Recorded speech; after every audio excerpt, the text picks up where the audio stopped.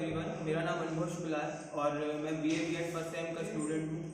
आज हम school education की यूनिट 3 में मुस्लिम कालीन शिक्षा का टॉपिक मकतब के बारे में अध्ययन करने वाले हैं। तो इसका प्रारंभ हम सबसे पहले मकतब के अर्थ से करते हैं। तो मकतब का क्या अर्थ होता है? तो मकतब जो शब्द है उसे अरबी भाषा से लिया गया है, जिसका हिंदी में अर्थ होता है जहां लिखने पढ़ने की शिक्षा दी जाती है। मतलब मकतब एक ऐसा स्थान है जहां पर बच्चों को लिखने पढ़ने की शिक्षा दी जाती है। और मकतब जो है वो उस टाइम मुस्लिम काल में प्राथमिक शिक्षा का केंद्र हुआ करता था। मकतब जो है मकतब में जो प्राथमिक शिक्षा दी जाती है मकतब में तो दी जाती है। इसके अलावा दरगाहों और खानकाहों में भी ये प्राथमिक शिक्षा प्रदान की जाती है। मकतब में केवल मुस्लिम बच्चे ही पढ़ते अध्ययन करते थे और जो मकतब रहा वहाँ पे बिल्कुल निःशुल्क रूप से शिक्षा प्रदान की जाती थी।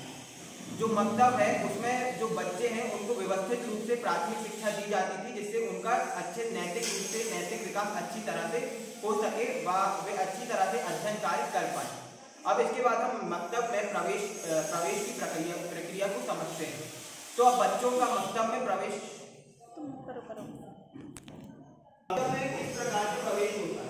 तो मकतब में प्रवेश जिस प्रकार, इसके पहले हमने वैदिक कालीन शिक्षा और बौद्ध कालीन शिक्षा का अध्ययन कर चुके हैं। उसमें हमने ये पढ़ा था कि वैदिक कालीन शिक्षा पहुंचा संस्कार के बाद बच्चों को मठों में और विहारों में प्रवेश प्रदान किया जाता था। परंतु मुस्लिम कालीन शिक्षा में एक बिस्मिल्लाह खनी की परंपरा थी। उस बिस्मिल्लाह खनी की परंपरा को करने के पश्चात ही बच्चों को मकतबों में प्रवेश दिया जाता था। इसके पहले अगर इस परंपरा को ना किया जाए तो बच्चों को भी प्रवेश नहीं दिया जाता था। इसके बाद अगर हम देखें तो जब बच्चा जो है वो 4 वर्ष 4 माह और 4 दिन का हो जाता था तभी उसको मकतब में प्रवेश दिया जाता था। और जब वह मकतब में प्रवेश लेता था तो उसको नए वस्त्र धारण करवाए जाते थे। नए वस्त्र वह धारण करता था और नए वस्त्र धारण करके वह इस आयु में मकतब जाता था और अपनी प्राथमिक इच्छा को कंटिन्यू करता था, प्राप्त करता था। इसके बाद जो बच्चा है वो मकतब में इसके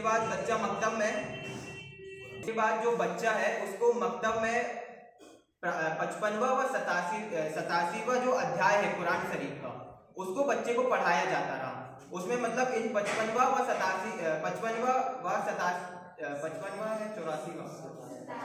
87वां अध्याय में कुरान शरीफ की आयातें बच्चे को पढ़ाई जाती थी और बच्चा उसे पढ़कर उसे दोहराता था, उसे सीखता था। इस प्रकार बच्चे को मकतब में प्रवेश प्रदान किया जाता था। इसके बाद हम मकतब के पाठ्यक्रम को देखते हैं। मकतब का पाठ्यक्रम कैसा था?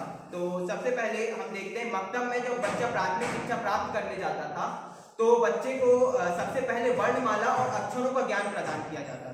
प्राथमिक रूप से सबसे पहले बच्चे को वर्णमाला पढ़ाई जाती थी और अक्षर पढ़ाए जाते थे।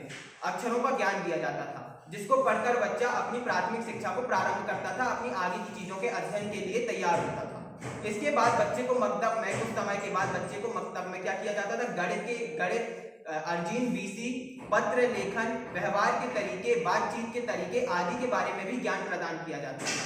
इसके बाद बच्चे को मुस्लिम पैगंबरों के बारे में पढ़ाया जाता था, उनकी जीवनियों के बारे में बताया जाता था कि मुस्लिम पैगंबरों ने अपने जीवन में किस प्रकार के कार्य किए हैं और उनके जीवन की क्या क्या कथाएं हैं, ये सब बच्चों को पढ़ाई जाती थी और उनसे इनको याद करवाई जाती थी। और इसके अलावा बच्चों की नैतिक विकास के लिए उनके नैतिक विकास के लिए गुलिस्ता और बोस्ता नामक पुस्तकों को भी बच्चे को पढ़ाया जाता था, जिसको पढ़ के बच्चे का व्यवस्थित रूप से नैतिक विकास होता था।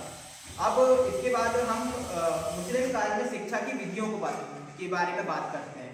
मुस्लिम काल में शिक्षा की विधियां किस प्रकार की? तो मुस्लिम काल में मुख्य रूप से शिक्षा की 4 विधियां थी, 4 या 5 विधियां थी, जिसमें से पहली विधि है शुद्ध उच्चारण। शुद्ध उच्चारण के लिए इस विधि में बच्चे को क्या किया जाता था कि कलमा और कुरान आदि को पढ़ाया जाता था, जिसके माध्यम से जो बच्चा होता था वो अच्छे से शुद्ध उच्चारण करना सीखता था। जब इसको बच्चे को पढ़ाया जाता था इन सब चीजों को तो बच्चा उसको दोहराता था, जिससे उसके उच्चारण, उसकी वर्तनी में शुद्धता आती थी। इसके बाद कंठस्थ, दूसरी विधि जो है वो है कंठस्थ। इस विधि में बच्चे को गिनती और पहाड़ों को कंठस्थ करवाया जाता था, गणित को महत्वपूर्ण मानते हुए। ये माना जाता था उस टाइम कि गणित भी एक महत्वपूर्ण अध्ययन के केंद्र में। वैसे तो मुख्य रूप से उस टाइम क्या किया जाता, धर्म की ही शिक्षा दी जाती, परंतु ये भी आवश्यक है कि गणित की भी हम महत्वपूर्णता को इग्नोर नहीं कर सकते। तो इसको देखते हुए उस टाइम क्या किया जाता था, पहाड़ी और गिनती भी बच्चों को पढ़ाई जाती थी, उसको कंठस्थ करवाया जाता था। इसके बाद जो अगला है वो है लिखने की विधि। जो लिखने की विधि है, उस टाइम बच्चों को लिखने के लिए जो लकड़ी की कश्ती होती है, तख्ती होती है, लकड़ी की जो तख्ती होती है, हाँ, लकड़ी की तख्ती में बच्चों को लिखने का अभ्यास करवाया जाता था।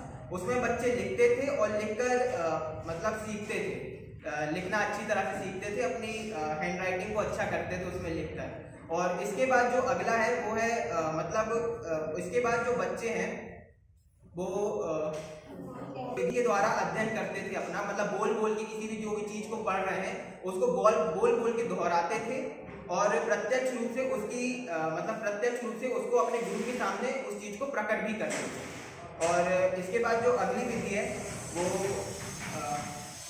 इन सब चीजों को सीखने के बाद वो क्या करते थे कि कागज में पतले पेनों से लिखने का अभ्यास करते थे, जिससे उनकी जो राइटिंग है, उनकी जो स्किल है वो और अच्छी तरह से डेवलप हो पाए।